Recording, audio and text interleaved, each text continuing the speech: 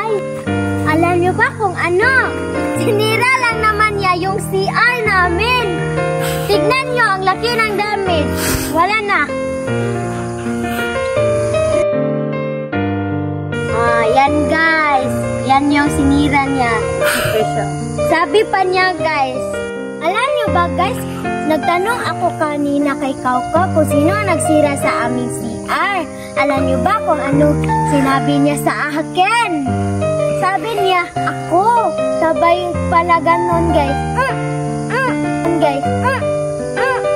Ganon. Ibig sabihin nun guys, siya pala yung suspect. O, tignan nyo guys. O, nakikinig yung salarin. Diba Kau? Guys, sabi niya sa akin, nag-aayos lang naman daw siya ng CR. Sabi niya kasi sa akin guys, nag-aayos lang daw siya ng CR. Kaso, hindi siya gumasya guys kasi maliit lang yung CR. Siya malaki. Diba Kau?